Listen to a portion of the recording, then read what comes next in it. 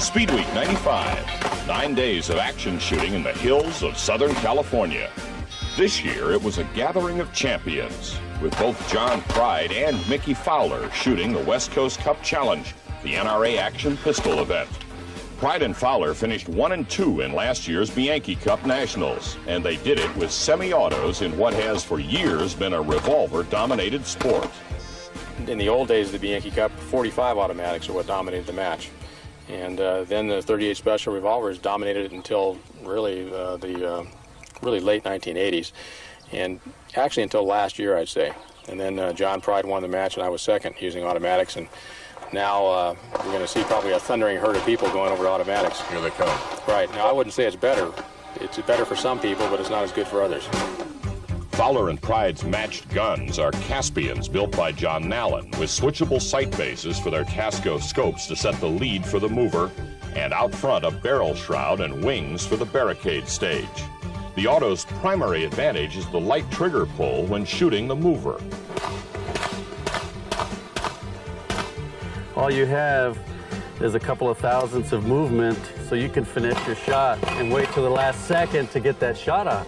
With a revolver, you've got that long 9-pound, 8-pound trigger pull for each shot, and when you're getting down to the end of the moving target event and the target's going to disappear, you have a tendency to wank the shot. It takes a lot more practice with the revolver. And it was the mover that decided the match. Last year's winner, Frank Glenn, put the pressure on as he shot the stage, but Pride's performance with his automatic took the honors and first place by just 2 points for the match. Shooter ready. Stand by. If speed's your thing, the game is steel, where you either hit it or you didn't, and the timer reports in hundredths of a second. On this stage, that could be as little as 1 9600ths to draw and shoot 4 large plates and the 8-inch stop plate. Steel is just stand and shoot, pure draw, hit the targets as fast as you can. There's nothing tricky to it. Best man wins. The faster you are, the better you're going to do. Stand by. The best man this time was Matt Escobar, edging out Mike Setting, who finished second in this purest form of speed shooting, bang and clang.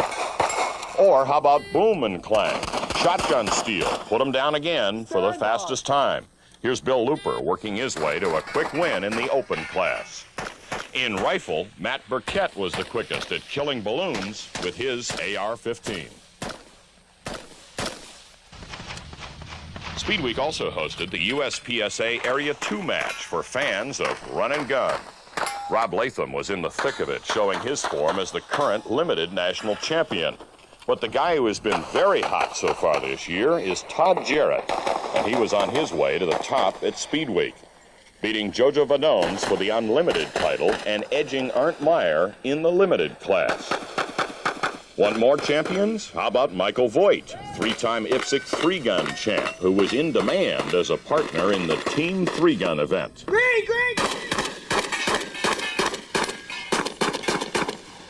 Red.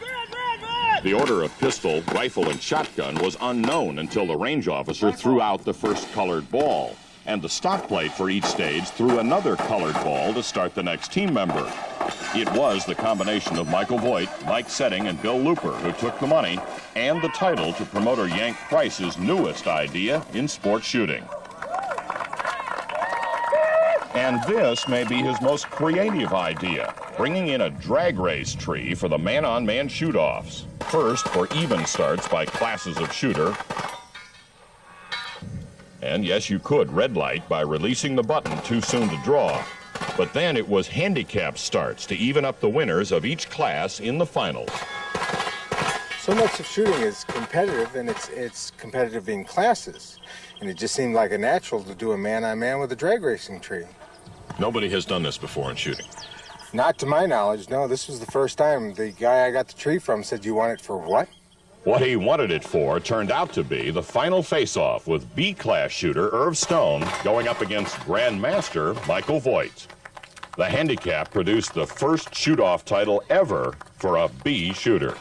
It's exciting for a B-class shooter who doesn't get a chance to really meet them in the finals of a shoot-off. You know, it's exciting. It's very exciting. Perhaps almost as exciting as getting the Ironman check for $1,000 from ADCO's Al DePauli. C.H. Ho had the top aggregate score for shooting every event at Speedweek 95. Clearly enough effort to need a cooler. First place!